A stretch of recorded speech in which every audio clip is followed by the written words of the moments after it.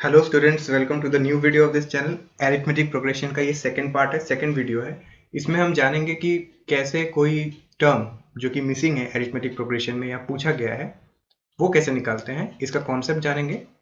Part by part कुछ questions करेंगे। Question serially मैंने नहीं उठाया, एमसीक्यू जो एनसीईआरटी बुक है वहां से नहीं उठाया है, लेकिन एक्सरसाइज एनसीईआरटी का ही है। ठीक है, 5.2 एक्सरसाइज से उठाया है मैंने, लेकिन सीरियली नहीं है वो। ठीक है, क्योंकि मैंने उसी तरीके से वीडियो को सजाया है ताकि समझने में आसानी हो, टाइप बाय टाइप हो, और क्वालिटी ओवर क्वांटिटी यही मेंटेन किया। क्योंकि ज़्यादा लंबा वीडियो होगा तो आप बोर हो जाओगे, फिर वीडियो को पॉज कर दोगे और अपना काम करने लग जाओगे। मेरा मोटिव ये है कि वीडियो शॉर्ट हो लेकिन उसमें क्वालिटी ज़्यादा हो। तो चलिए वीडियो को स्टार्ट करते हैं। पहला, मैं ये जो गोलाकार बनाया हूँ, अभी सर्कल्स बनाया हूँ, मैं आपको बता देना चाहूँगा कि मैं आपको क्या बोल रहा हूँ, इस वीडियो का एजेंडा क्या है। अब मान लो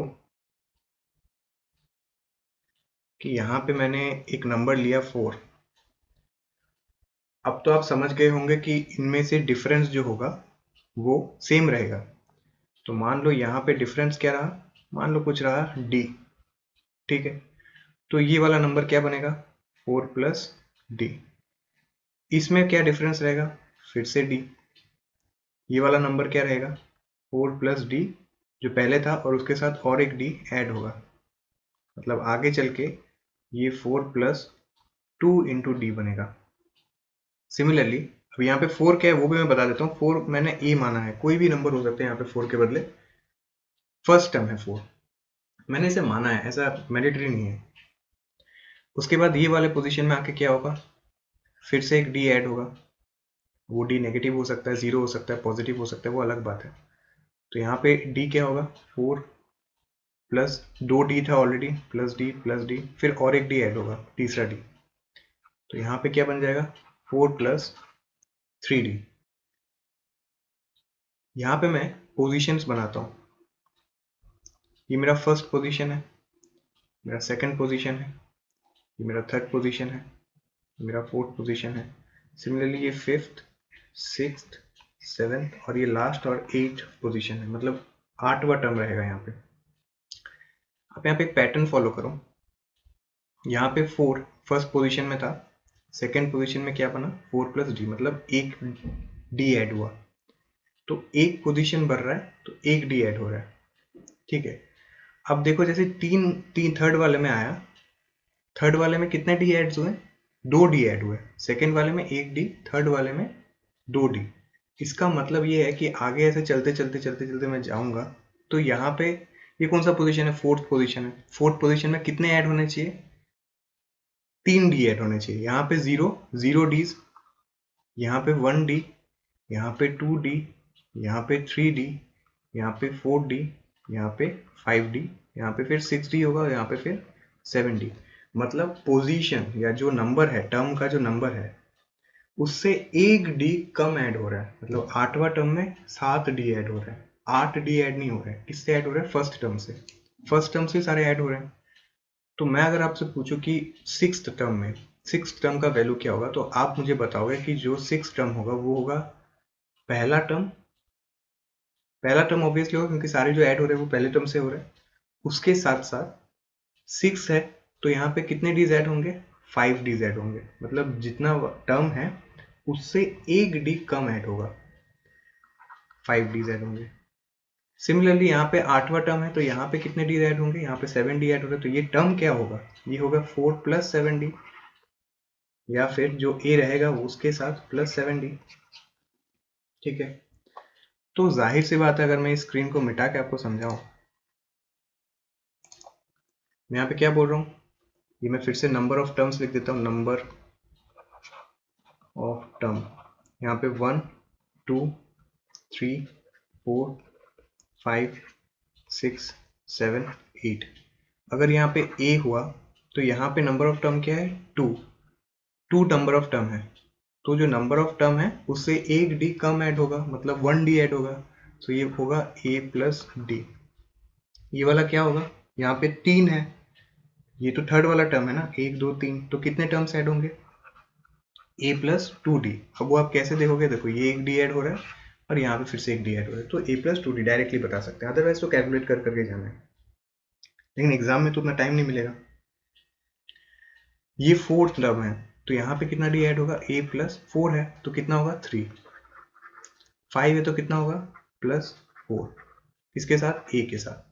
यहाँ पे 6 है तो कितना होगा प्लस 5, किसके साथ, ए के साथ। यहाँ पे 7 है तो क्या होगा, बताओ क्या होगा, 6, किसके साथ होगा, ए। यहाँ पे क्या होगा, ए प्लस 7 डी। तो देखो यहाँ पे मैंने पिछले जो वीडियो बनाया था मैंने, उसमें मैंने एक एग्जांपल दिया था, उसमें मैंने बताया था कि फाइनाइट एपी क्या होता है और नॉन फाइनाइट एपी क्या होता है। फाइनाइट एपी वो होता है जहाँ पे हमें एंड टर्म पता है, एंड का जो नंबर मुझे पता है कि 8 टर्म्स है। नॉन फाइनाइट एपी वो होता है जिसमें मुझे लास्ट टर्म कौन सा मुझे पता नहीं है, लास्ट टर्म मतलब चलते जा रहा है चलते जा रहा है, ये दो केसेस होंगे। अब सिमिलरली अगर मैं आपको ये बता दूं कि एक टर्म है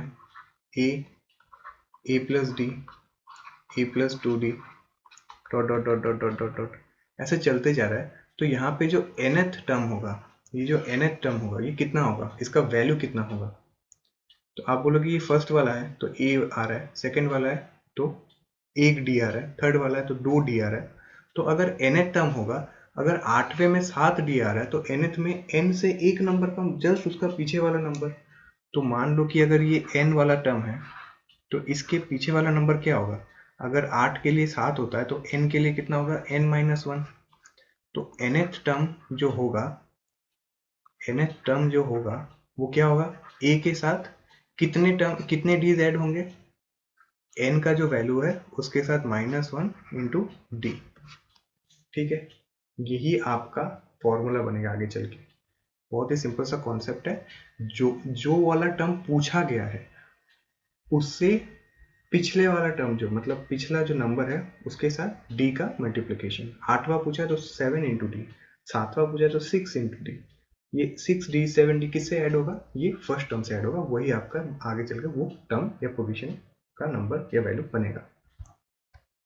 देखिए यहाँ पे बहुत अच्छे से डेफिनेशन बताया गया, ये एनसीईआरटी का डेफिनेशन है इनफैक्ट, कि the nth term of an a n, the nth term a n, जो nth टर्म है उसे हम अगर ए एन मान ले ऑफ द एपी, कोई भी एपी का जहां फर्स्ट टर्म है ए, कॉमन डिफरेंस डी, तो वो हम बता सकते हैं कि ए एन जो है वो होगा ए plus n minus 1 D.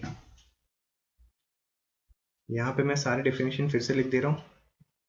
A N का मतलब है आर्क्स टर्म जो पूछा है, जो जहां पे एन का वैल्यू दिया रहेगा, एन होगा नंबर ऑफ टर्म्स। ठीक है, अब आर्क्स टर्म का जो वैल्यू है वो रहेगा, मान लो कि 7वां बोला तो 6 माइनस 7 माइनस 1 6d, 9वां बोला तो 8d, ऐसे करके। डी क्या रहेगा, डी रहेगा आपका कॉमन डिफरेंस, और डी का वैल्यू पॉजिटिव हो सकता है, नेगेटिव हो सकता है, जीरो भी हो सकता है।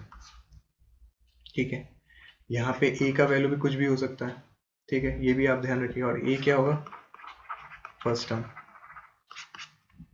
ये सिंपल सा है, और आपका जो फॉर्मूला है वो आप नोट कर सकते हैं, a n is equal to a plus n minus 1 d. आप ऐसे करके ना भी लिखोगे तो चलेगा, आप डायरेक्टली ऐसे फ्लो चार्ट बना के डायरेक्टली लिख सकते हो कॉपी में।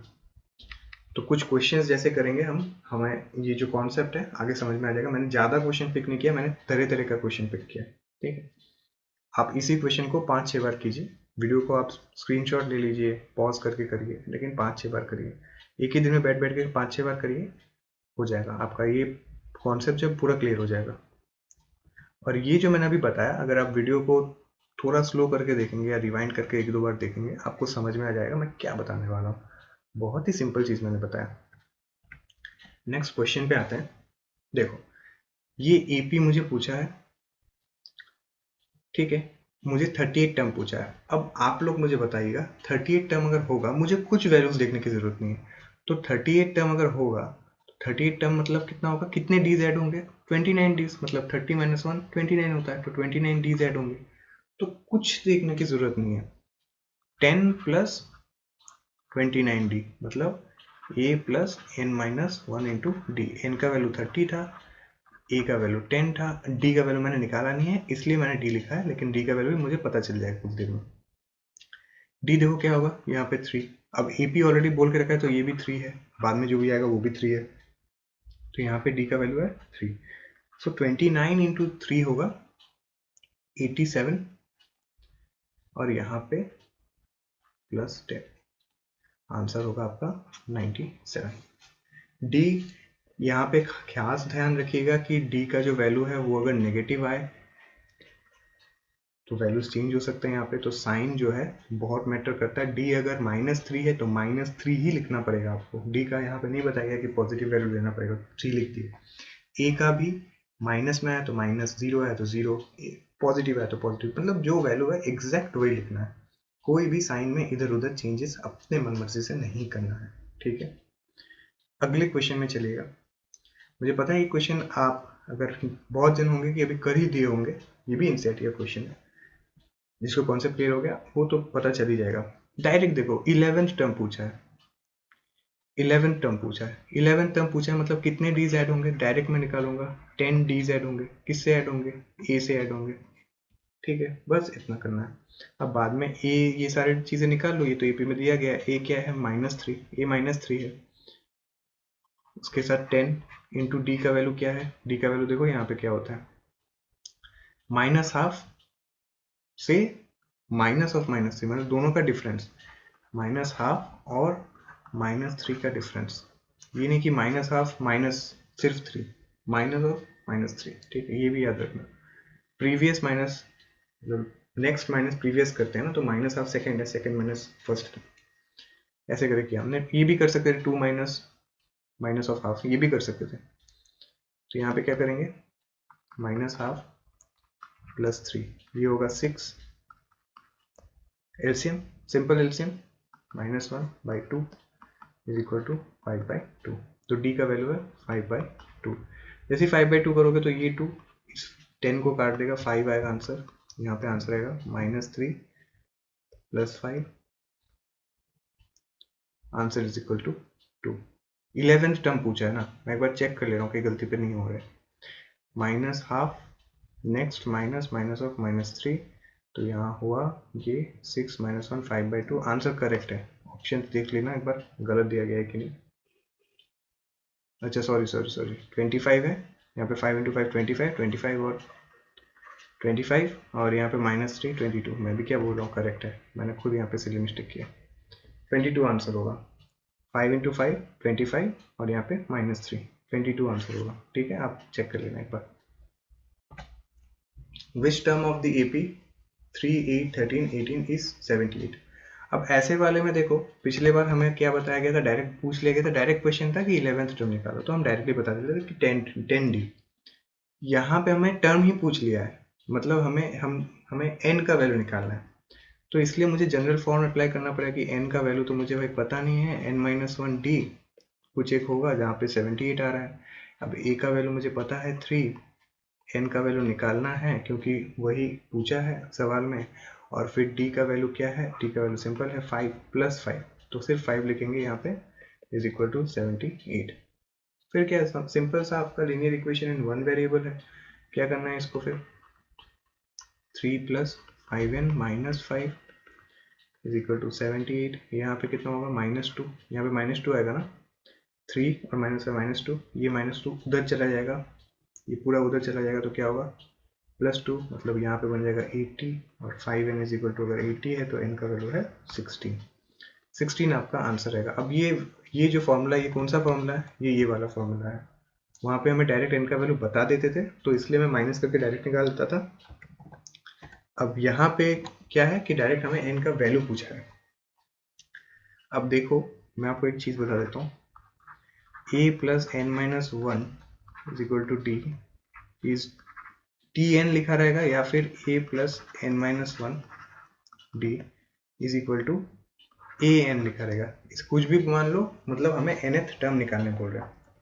अब यहाँ से हमें कभी a निकालने के लिए पूछेगा तो बाकी चीजें दिए रहेंगे, n निकालने के लिए पूछेगा तो बाकी चीजें दिए रहेंगे, d निकालने के लिए पूछेगा तो बाकी चीजें दिए रहेंगे, और tn निकालने के लिए पूछेगा या an निकालने के लिए पूछेगा तो बाकी तीनों चीजें दी रहेंगी। बहुत सिंपल सा चीज है, टोटल यहाँ पे 4 टर्म्स हैं, एक जो यूज हो रहा है, 2 3 4, 4 में से एक चीज पूछा जाएगा, 3 चीज मिसिंग रहेंगे। ये आपका समरी है इस चीज का, कैसे क्वेश्चन आने वाले हैं। फर्दर लेवल 2 में जब जाएंगे इसी पार्ट के, मतलब नेक्स्ट वीडियो में, उसमें मैं चैप्टर को ब्रेक कर रही हूँ, मैं 2 वीडियो बनाऊंगा 5.2 कंप्लीट करने के लिए, मतलब 5.2 का कॉन्सेप्ट कंप्लीट करने के लिए। तो उसमें आपको पता चलेगा कि टिपिकल क्वेश्चंस कैसे आएंगे, हार्ड क्वेश्चन, थोड़े मॉडरेट लेवल हार्ड क्वेश्चंस, लेकिन चैप्टर सबसे ज्यादा स्कोरिंग रहने वाला है। Next, in the following APs the missing terms in the box will be. कितने टर्म्स हैं टोटल, देखो हम डायरेक्टली यहाँ पे पुट करते रहेंगे। मैं यहाँ पे फॉर्मूला लिख दिया, ठीक है, और आप मुझे बताइएगा कि 1 के लिए क्या होगा, 2 के लिए क्या होगा, 3 के लिए क्या होगा, 4 के लिए क्या होगा, और 5 के लिए क्या होगा। ठीक है, यहाँ पे देखो क्या करना है, 2 और 26 है, और कुछ नहीं दिया गया है, लेकिन मुझे पता है यहाँ पे n क्या है, 3 है, n3 है ना, 1 2 3 तीन ही टर्म है। तो a प्लस सेकेंड वाला टर्म का मुझे निकालने बोला है, ठीक है, लेकिन उसके पहले मुझे d निकालना पड़ेगा, तभी मैं निकाल पाऊंगा। तो इसलिए मुझे क्या करना पड़ेगा, पहले मैं इक्वेट कर लूंगा 26 से। तो a प्लस 3 का थर्ड टर्म क्या है, 26, तो third term is equal to 26, उससे मैं d निकाल लूंगा पहले। तो मैंने क्या बोला था कि एक इक्वेशन में तभी निकाल सकते हैं जब बाकी सारी चीजें दिए गए हैं, तो मुझे पहले d निकालना है, तभी मैं बाद में सेकेंड वाला टर्म निकाल पाऊंगा। तो a प्लस 2d, ये तो 2d है ना, a प्लस 2d है ना, यही तो 26 है। तो a plus 2d is equal to 26, a का वैल्यू 2 है, इसका मतलब है कि 1 plus d is equal to 13 और d इज इक्वल टू 12। तो अगर d इज इक्वल टू 12 है तो ये प्लस 12 होकर क्या बनेगा, 14। सिमिलरली ये अगर निकालेंगे, यहाँ पे देखो क्या दिया गया है, a नहीं दिया गया है, यहाँ पे डायरेक्ट हमें दिया गया है n का वैल्यू है हमें पता है 4। तो देखो यहाँ पे दो इक्वेशंस बनेंगे, यहाँ पे कितने इक्वेशंस बनेंगे, दो इक्वेशंस। एक ये वाला कितना है, फोर्थ टर्म है, तो ये कितना बनेगा, a plus 3d is equal to 3। और ये वाला कितना बनेगा, ये बनेगा a प्लस, ये सेकेंड टर्म है तो कितना d आएगा, 2 माइनस 1। तो यहाँ से दो इक्वेशन निकालेंगे और इस दो इक्वेशन से हम a का और d का वैल्यू निकालेंगे। यहाँ पे दो इक्वेशंस हमें लेना पड़ेगा, कंसिडर करना पड़ेगा। तो मैंने पहले ये क्या किया, मैं थोड़ा ही मिटा देता हूँ ताकि आपको बढ़िया से समझ में आए। ठीक है, तो मेरा ये वाला क्या बन गया, a प्लस 3d, और दूसरा वाला क्या बन गया, ये इज इक्वल टू 3, और ये बन गया a plus d is equal to 13। दोनों को अगर माइनस कर देंगे तो क्या होगा, a कट जाएगा, 3d minus d 2d, 3 minus 13 minus 10, therefore d is equal to minus 5। अगर d is equal to minus 5 है तो इधर से इधर जाएगा तो कितना बनेगा, माइनस 5 होगा तो बनेगा 8, और फिर माइनस 5 हुआ तो 3। तो इधर से अगर इधर जाने के लिए माइनस 5 हो रहा है तो इधर से इधर जाएगा तो कितना होगा, प्लस 5। यही हो रहा है ना, 8 से इधर जाएगा तो प्लस 5 होगा, 8 से इधर जाएगा तो माइनस 5। मतलब ये आपने ट्रेंड देखा कि d जब इधर जाता है तो ऐड होता है, d अगर इधर बैकवर्ड में जाएगा तो ये माइनस d। ठीक है, ये भी आप देख लो, जाहिर सी बात है, अगर कोई चीज अगर 1 से 3 जा रहे हो तो प्लस कर रहे हो, तो 3 से 1 में जाओगे तो माइनस करते रहोगे, वही चीज है। तो d अगर यहाँ पे प्लस करेंगे तो यहाँ पे माइनस करेंगे, और यहाँ पे अगर माइनस करेंगे तो इधर प्लस करेंगे। तो अगर ये कुछ एक नंबर था, मतलब अगर आप ऐसे भी नहीं समझे, यहाँ पे कुछ एक नंबर था x, उससे -5 बन के फिर ये आया 13, तो x का वैल्यू क्या था तब, 18, ऐसे भी समझ लो। ठीक है, x कुछ था -5 के तभी 13 आया, क्योंकि d का वैल्यू तो -5 है, तो x का क्या वैल्यू आया, 18। तो ये दो क्वेश्चन आपका कंप्लीट। बहुत सारे कॉन्सेप्ट देखो कवर होंगे, आपका बहुत सारा डाउट क्लियर हो जाएगा इसमें। इसमें भी सेम आपको करना है, ये आप खुद से करोगे। इसमें मैं बता देता हूँ कि आपको क्या करना है। ये फोर्थ टर्म है तो ये क्या बन जाएगा, a प्लस 3d। ये फर्स्ट टर्म है तो ये बन जाएगा a, और ये 3d का बन जाएगा 9/2, मतलब 19/2। ठीक है, 9 इंटू 1/2 मिक्स फ्रैक्शन में करेंगे तो यहाँ से d डायरेक्ट निकाल पाओगे आप। d निकाल के फिर आपको बस पुट करना है, यहाँ पे प्लस d करना, और इससे जो आएगा वहां से ये प्लस d करना। ठीक है, सेकेंड इसमें इसमें आप क्या करोगे, ये भी आप खुद से कर सकते हो। इसमें आपको क्या करना है, मैं आपको ये वाला क्वेश्चन दिखा दूंगा, ये थोड़ा लेंथी लगेगा मुझे, इसलिए मैं आपको ये करने बोलूंगा, ये मैं खुद से दिखाऊंगा आपको। इसमें आपको क्या करना है, इसमें भी आपको सेम करना है। ए प्लस कितने टर्म्स है, 1 2 3 4 5, छठवां टर्म है, तो ये कितना रहा होगा, ए प्लस सिक्स है ना ये एन, तो ये क्या होगा 5d इज इक्वल टू 6, और ए का वैल्यू क्या है -4, तो ये -4 यहाँ पुट कर दो, तो -4 plus 5d is equal to 6, so d is equal to 2 आएगा। देखना ये 10 इधर हो जाएगा, ये 5 काट देगा, 2 आएगा, तो जैसे d इज इक्वल टू +2 आया तो ये कितना होगा -2, फिर +2 करोगे 0, फिर +2 करोगे 2, फिर +2 करोगे 4, फिर +2 करोगे 6। ठीक है, समझ में आया। अब लास्ट क्वेश्चन करते हैं, बहुत ही सिंपल सा कॉन्सेप्ट है, थोड़ा बस अवेयर रहो, अपना ध्यान मत भटको, बहुत इजी सा कॉन्सेप्ट है ये। 1 2 3 4 5 6, छठवां टर्म है, तो क्या मैंने बताया था, छठवां टर्म है मतलब पांचवा डी, 5d लगेंगे, ए के साथ 5d प्लस करेंगे तभी छठवां मिलेगा। ठीक है, इज इक्वल टू -22, और ये क्या है सेकेंड टर्म, तो ए के साथ कितने डी लगेंगे, 1d, ए प्लस n-1 है, तो अगर n का वैल्यू 2 है तो ये तो एक ही डी लगेगा ना, इज इक्वल टू 38।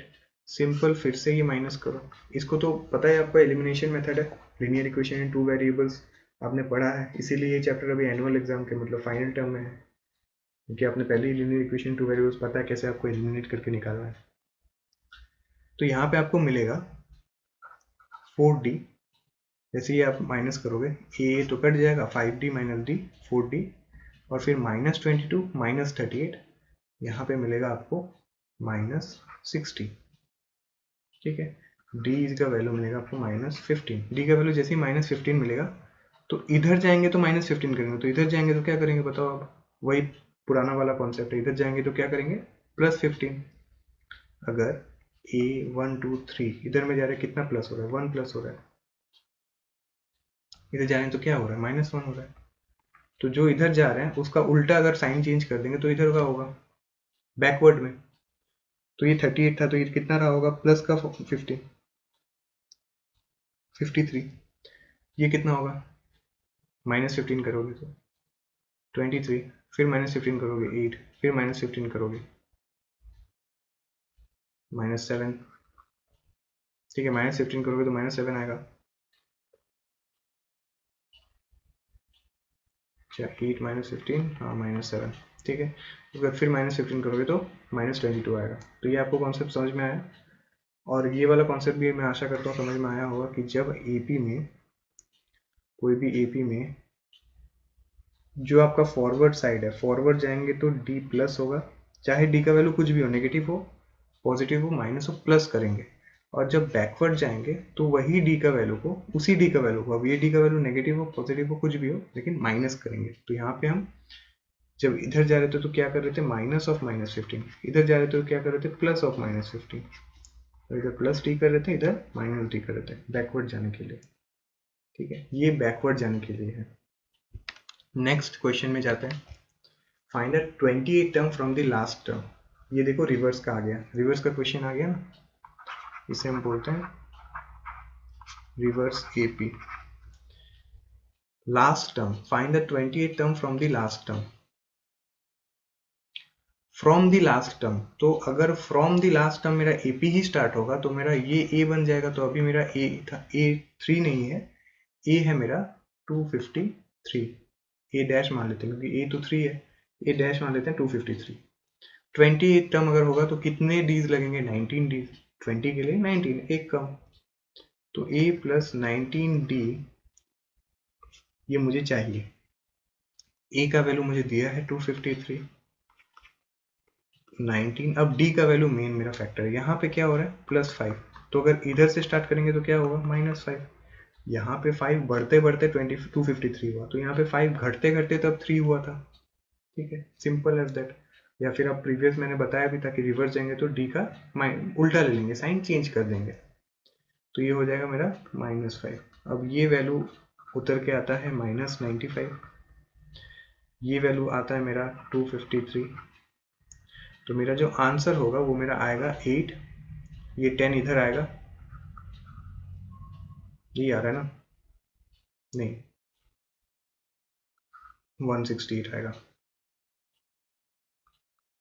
158 आएगा सॉरी, 253 माइनस यहाँ पे 95 तो आएगा 8, यहाँ पे 10, 158 है, 158 मेरा आंसर है। ठीक है, ये डी का कॉन्सेप्ट समझ में आया कि नहीं वो बताना कमेंट में जरा। Next, how many multiples. अब देखो ये और कॉन्सेप्ट है, मैं आपको बताया था कि क्वालिटी वीडियो का बहुत ज़्यादा रहेगा, इसलिए क्वेश्चंस अगर आपको लगे कि कम क्वेश्चंस है, ये कम क्वेश्चंस नहीं, ये कॉन्सेप्ट्स आप देखो कितने सारे कॉन्सेप्ट्स आप सीख रहे हो। ये सेम क्वेश्चंस आपको बस वैल्यू चेंज करके एग्जामिनर प्रोवाइड करेगा। तो अगर आप सेम क्वेश्चन को 5 से 6 बार अगर प्रैक्टिस करते हो तो आपको सेम क्वेश्चन के 50 वेराइटीज नहीं करने पड़ेंगे, यही क्वेश्चन आने वाले हैं आपको डायरेक्टली।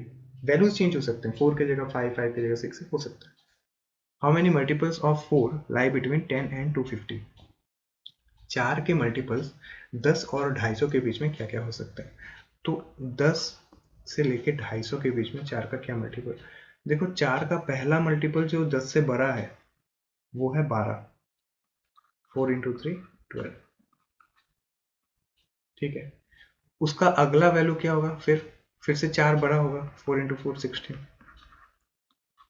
बचपन में तो यही चीटिंग करते थे ना कि अगला वैल्यू क्या होगा 16, फिर अगला वैल्यू क्या होगा 20, फिर अगला वैल्यू क्या होगा 24। अगर 4 का टेबल पढ़ रहे हैं तो हर एक कंसेक्यूटिव टर्म्स में जब मल्टीप्लिकेशन होगा तो 4 करके बढ़ेगा। 4 9 36, तो 4 10 40, 36 प्लस 4 40। तो यहाँ पे मेरा एक एपी बन के आता है, ए, जहाँ पे ए होगा मेरा 4 सॉरी 12, 16, 20, 24, फिर 28, और लास्ट टर्म मेरा रहेगा क्या, वो मुझे निकालना पड़ेगा। हाउ मेनी मल्टीपल्स, तो हाउ मेनी मल्टीपल्स मतलब मुझे n का how many, what is the last multiple नहीं पूछा, हाउ मैनी कितने मल्टीपल्स हैं, तो n का वैल्यू निकालना पड़ेगा। उसके लिए मुझे जानना पड़ेगा कि 250 से जस्ट छोटा, 250 तो अगर नहीं होगा मल्टीपल तो 250 से जस्ट छोटा वैल्यू क्या है। 250 से जस्ट छोटा वैल्यू होगा हमारा 248। ठीक है, ये मुझे पता है इसलिए मैं बोल रहा हूँ, नहीं तो आप क्या कर सकते हो, ऐसे करके कर सकते हो 250 जो कि लास्ट टर्म दिया रहेगा उसे लेना, और जिस टर्म का बोला है मल्टीपल वो लेना, डिवाइड कर देना। तो कितना आएगा, 4 6 24, 110, 2 8 2। अब आपको इसे कंसिडर ही नहीं करना है, आपको बस इसे देखना है कि 2 मतलब जो जो हमारा रिमाइंडर है वो +2 है। ठीक है, तो या तो ये +2 यहाँ रहेगा, ये वाला वैल्यू मतलब 252 वो एक मल्टीपल होगा, या फिर इसको अगर इसी 2 को अगर माइनस कर देंगे तो पिछला वाला वैल्यू हमें मिल जाएगा। ये आप ध्यान रखिए, ये भी कॉन्सेप्ट है। 250 से माइनस फिर 2 कर देंगे तब हमें पिछला वाला, जस्ट पिछले वाला वैल्यू हमें मिल जाएगा। नहीं तो आपको फिर ट्रायल एंड एरर मेथड से गेस करते करते करना है। तो ये मैं आपको सटीक जो मेथड है वो मैंने आपको बताया। 250 से जस्ट छोटा वैल्यू जो कि 4 का मल्टीपल है वो है 248। तो मुझे n निकालना है, तो मैं क्या करूंगा कि लास्ट टर्म मुझे बताया गया n-1 d is equal to 248। यहाँ से अगर मैं n का वैल्यू निकाल दूं तो बस मेरा सवाल खत्म, आंसर निकल गया। ए क्या हुआ, ए हुआ 12, n का वैल्यू निकालना है, d है 4 अपना, ये है 248। अब यहाँ पे आप दो चीज कर सकते हो, एक तो आप ऐसे कर सकते हो 12 plus 4n minus 4 is equal to 248, फिर 12 और -4 बन जाता है 8, इस 8 को आप इधर लेके आ जाते हो तो -8 बन जाएगा, इसे काट दो। So 4n is equal to 240, n का वैल्यू है 60, मतलब बीच में 60 टर्म्स है, टोटल 60 टर्म्स है ऐसे 12 से लेके 248 तक टोटल 60 ऐसे टर्म्स हैं जो 4 से डिवाइड होते हैं या 4 के मल्टीपल्स होते हैं। ये मैंने एक मेथड बताया यहाँ से। अब कैलकुलेशन का मैं दूसरा ईज ऑफ वे बता देता हूँ, यहीं से आप क्या कर लो,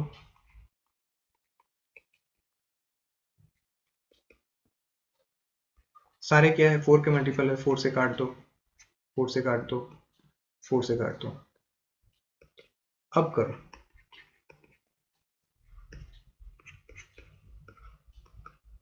ये यहाँ पे चला जाएगा 60। ठीक है, ये 2 बचेगा, 2 -2 करोगे तो 60 आएगा। ठीक है, ये कर सकते हो या जो भी सही लगे आप वो कर सकते हो, ये वाला मेथड भी फॉलो कर सकते हो, जान के रहना बेहतर है।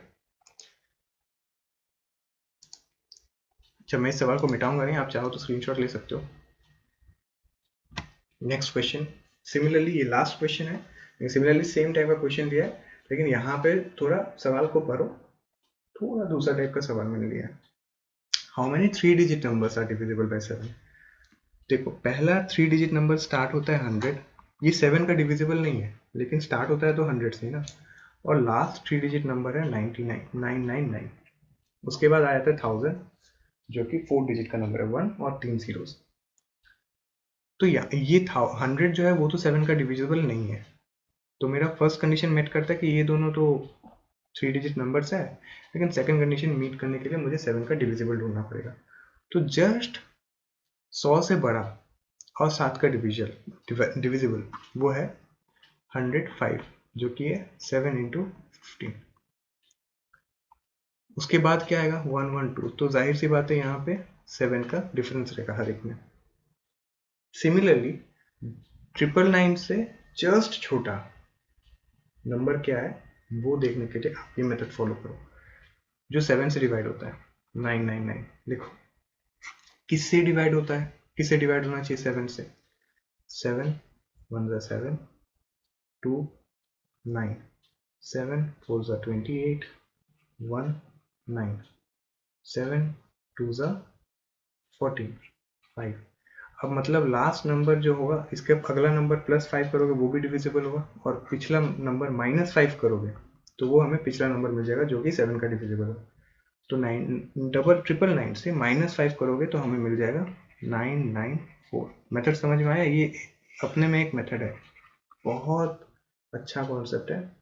अभी तक हम क्या करते थे कि रिमाइंडर निकला तो बस वो रिमाइंडर है। इसका मतलब क्या है कि उस नंबर से पीछे हट के थोड़ा 5 कदम पीछे जाएंगे तो वो नंबर भी डिविजिबल है, और 5 कदम आगे जाएंगे वो नंबर भी डिविजिबल है, लेकिन वो नंबर जो दिया गया है वो नंबर डिविजिबल नहीं है। रिमाइंडर तो वही कहलाता है ना, या तो जोड़ दो या तो फेंक दो। तो यहाँ पे हम जोड़ेंगे तो हमें 999 से ज़्यादा मिल जाएगा, 1004 मिल जाएगा। तो हमें यहाँ पे क्या करना है, फेंक देना, मतलब काट देना उसको, 994।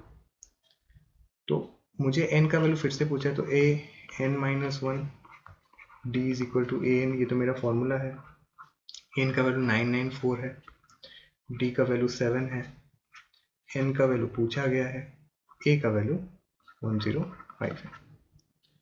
ठीक है, अब यहाँ पे मुझे क्या करना है, या तो मैं काट देता हूँ सबको एक साथ, तो मेरे यहाँ पे 7 से अगर डिवाइड कर दूँ सब हर एक को, वो भी मैं कर सकता हूँ, या फिर 7 इंटू n-1 करके मैं डायरेक्ट सॉल्व करता हूँ, जो इजी लगे। मैं मल्टीप्लाई करके करता हूँ 100, यहाँ से इसके बाद इसको फॉलो करना, 105 ए का वैल्यू है, उसके बाद 7n, n के साथ 7 मल्टीप्लाई हुआ, तो फिर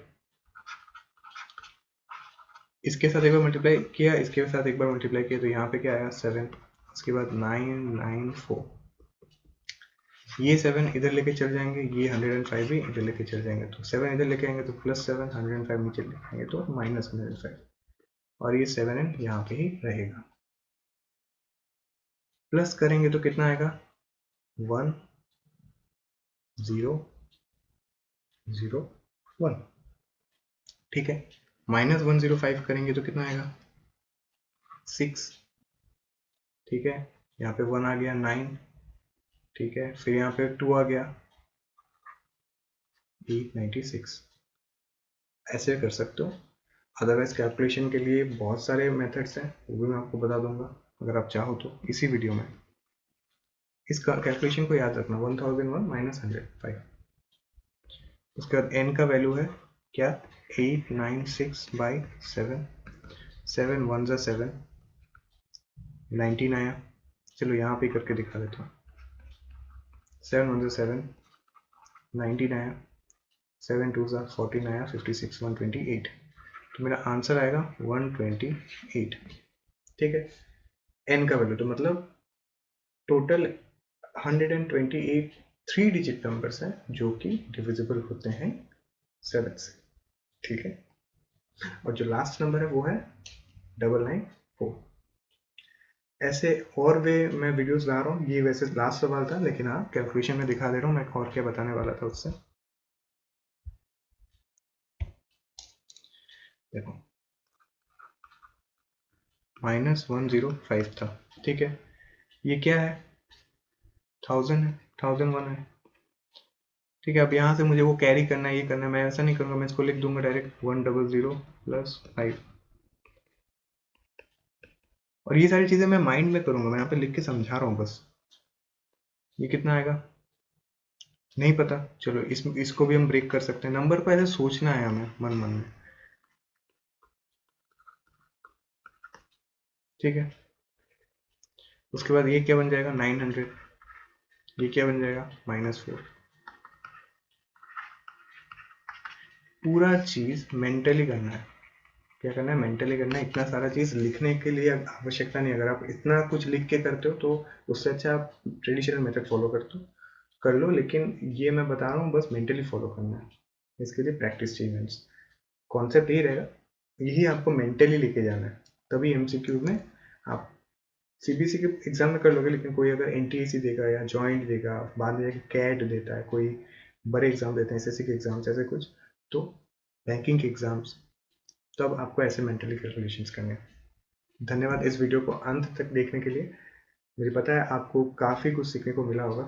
अगर आपको ये वीडियो अच्छा लगा है, काइंडली इस वीडियो को लाइक करो, सब्सक्राइब करो हमारे चैनल को, और बेल आइकन को प्रेस कर देना नोटिफिकेशन के लिए। धन्यवाद।